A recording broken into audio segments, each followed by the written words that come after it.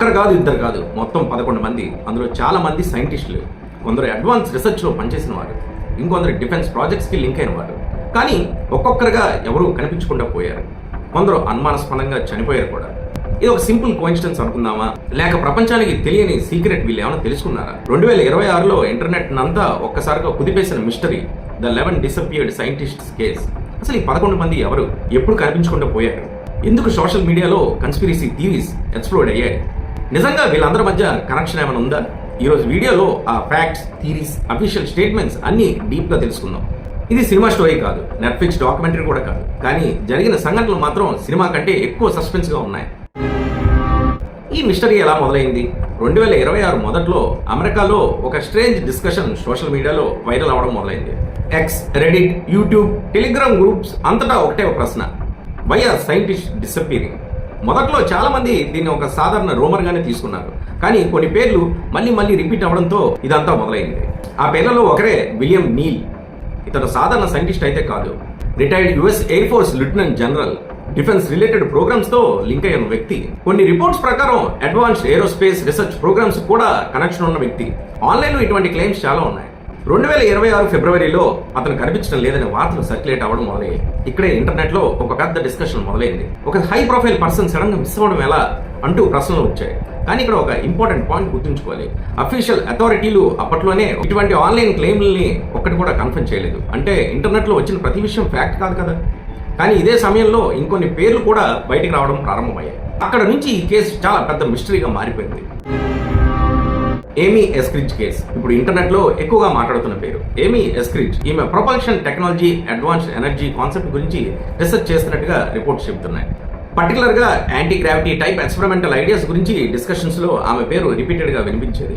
ఇక్కడ నుంచే conspiracy theories బాగా పెరిగిపోయాయి. ఎందుకంటే ఇంటర్నెట్ లో చాలా మంది ఇలా అనడం స్టార్ట్ చేశారు: ఆమె ఏమైనా డేంజరస్ సీక్రెట్ తెలుసుకుందా? కానీ ఇక్కడ ఫ్యాక్ట్స్ ఏమంటున్నాయంటే, పబ్లిక్ రిపోర్ట్స్ ప్రకారం ఏమీ ఎస్క్రిడ్జ్ డెత్ గురించి సమాచారం బయటకు వచ్చింది. అయితే ఆమె మరణం వెనక అఫీషియల్లీ కన్స్పిరసీ ఎవిడెన్స్ బయటపడలేదు. ఇదే పాయింట్ చాలా వీడియోస్ లో మిస్ అవుతున్నాయి.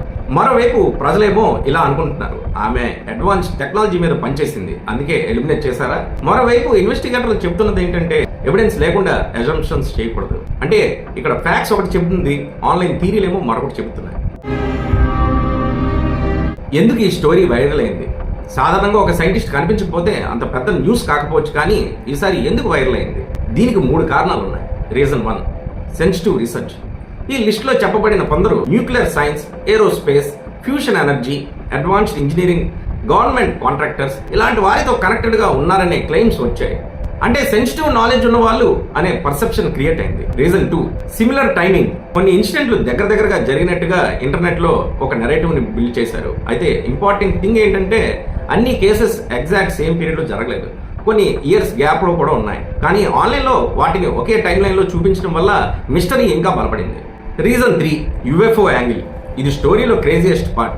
కొంతమంది ఏమంటున్నారంటే, ఈ సైంటిస్ట్ సీక్రెట్ ఏరోస్పేస్ టెక్నాలజీ లేదా అన్ఐడెంటిఫైడ్ ఏరియల్ ప్రాజెక్ట్స్ గురించి తెలుసుకున్నారు. మరికొందరు ఇంకాస్త ముందుకెళ్లి యుఎఫ్ఓ రివర్స్ ఇంజనీరింగ్ ప్రోగ్రామ్స్ వరకు తీసి చెప్పారు. కానీ ఇక్కడ ఒక పెద్ద డిస్క్లైమర్ ఉంది: ఈ క్లెయిమ్స్ కి పబ్లిక్ గా వెరిఫైడ్ ప్రూఫ్ అయితే ఏం లేదు. అంటే ఇది కన్స్పిరసీ థియరీ కేటగిరీలోనే ఉంది, ఫ్యాక్ట్ కాదు. నూనో లురేరో పేరు ఎందుకు వచ్చిందంటే, ఈ మిస్టరీలో ఫ్రీక్వెంట్లీ మెన్షన్ చేసిన మరో పేరు నూనో లురేరో. ఇతను plasma physics, fusion related research కి సంబంధించిన సైంటిస్ట్ గా రిపోర్ట్స్ కనిపించాయి. ఫ్యూషన్ అంటే ఏమిటి? సింపుల్ గా చెప్పాలంటే, సూర్యుడిలో జరిగే ఎనర్జీ ప్రాసెస్ ని రెప్లికేట్ చేయాలని సైంటిస్టులు ప్రయత్నిస్తున్నారు. ఒకవేళ ఇది కనుక కంప్లీట్ అయితే ఎనర్జీ ప్రపంచం పూర్తిగా మారిపోవచ్చు. అన్లిమిటెడ్ క్లీన్ ఎనర్జీకి డోర్ ఓపెన్ కావచ్చు. అందుకే ఈ ఫీల్డ్ చాలా సెన్సిటివ్ గా కూడా భావిస్తారు. అలాంటి రీసెర్చర్ పేరు ఈ మిస్టరీ లిస్ట్ లో కనిపించడంతో సోషల్ మీడియాలో సస్పిషన్ పెరిగింది. కానీ మళ్ళీ మనం గుర్తుంచుకోవాలి, పేరు ఒకటే ఈ కన్స్పిరసీ థియరీలో ప్రూఫ్ అవ్వదు. ఇప్పటి వరకు మీరు విన్నది కేవలం ప్రారంభం మాత్రమే. ఎందుకంటే ఈ స్టోరీలో ఇంకా షాకింగ్ పార్ట్ ముందుంది. కొంతమంది లా మేకర్స్ ఈ వ్యవహారంపై అటెన్షన్ ఎందుకు ఇచ్చారు? FBI నిజంగా ఇన్వెస్టిగేట్ చేసిందా? ఈ 11 మంది మధ్య అసలు హిడెన్ కనెక్షన్